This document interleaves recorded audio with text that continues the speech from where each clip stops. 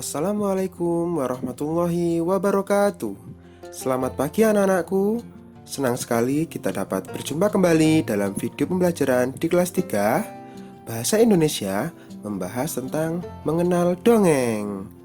Bersama saya, Anggi Dwi Praitno dari SDN Kunirlor 1. Mari kita belajar bersama, diawali dengan bacaan basmalah.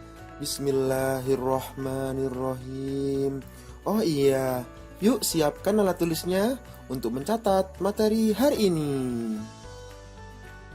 Baik anak-anakku, hari ini kita akan belajar tentang pengertian dongeng, contoh dongeng, jenis-jenis dongeng, dan unsur-unsur dongeng. Seringkali kita mendengar istilah dongeng di kehidupan sehari-hari. Tahukah kalian apa itu dongeng?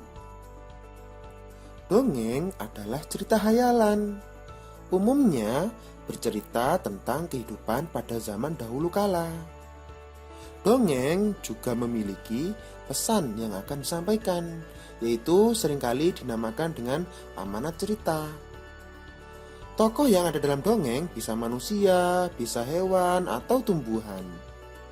Dongeng yang terkenal di Indonesia yaitu banyak sekali. Salah satunya yaitu Malin Kundang dan Sang Kuryang. Pernahkah kalian mendengar dongeng tersebut?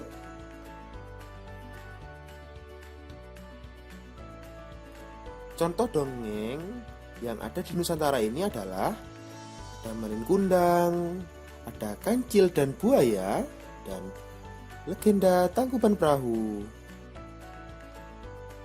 Nah, selanjutnya kita akan mempelajari tentang jenis-jenis dongeng. Jadi, dongeng itu dibagi menjadi 5. Yang pertama adalah mite, legenda, fabel, parabel, dan hikayat. Jenis dongeng yang pertama adalah mite. Mite adalah dongeng dengan latar belakang sejarah yang mengandung hal-hal ajaib dan dianggap suci. Contohnya yaitu dongeng Nyi Roro Kidul.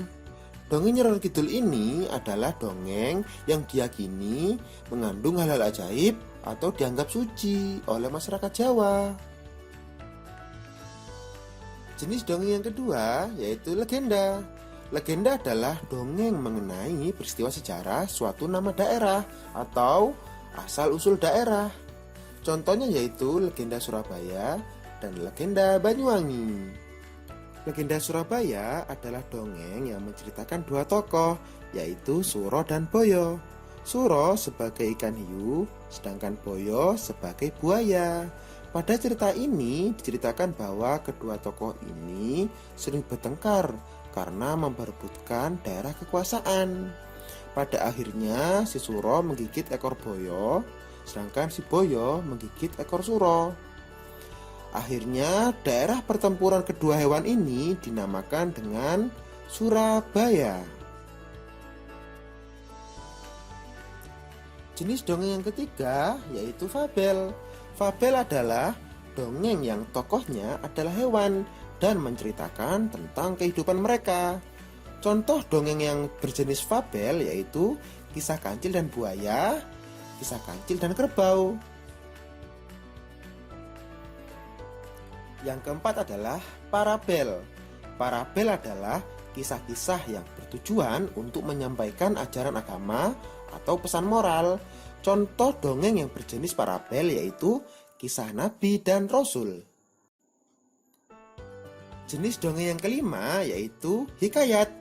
Hikayat adalah dongeng yang menceritakan kehebatan dan kepahlawanan seseorang. Contoh dongeng yang berjenis hikayat yaitu kisah Patih Gajah Mada di Kerajaan Majapahit. Selanjutnya yaitu unsur-unsur dongeng. Unsur-unsur dongeng ada 5. Yang pertama adalah tokoh, latar, watak tokoh, alur, dan pesan atau amanat. Unsur dongeng yang pertama yaitu tokoh. Tokoh adalah para pelaku yang ada dalam dongeng. Contohnya yaitu Kisah Kancil dan Buaya, tokohnya adalah kancil dan buaya. Unsur-unsur dongeng yang kedua yaitu latar. Latar adalah tempat, waktu, dan suasana dalam dongeng. Contoh latar tempat yaitu di hutan. Contoh latar waktu yaitu pada sore hari.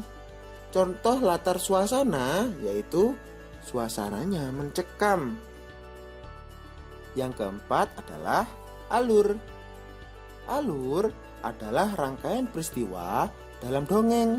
Contohnya yaitu dongeng ini memiliki alur maju, mundur, atau maju mundur.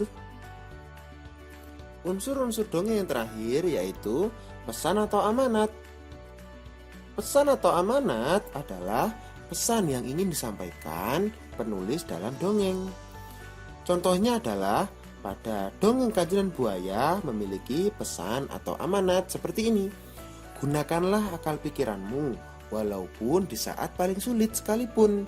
Karena masalah sesulit apapun pasti ada jalan keluarnya. Sekian pembelajaran pada hari ini.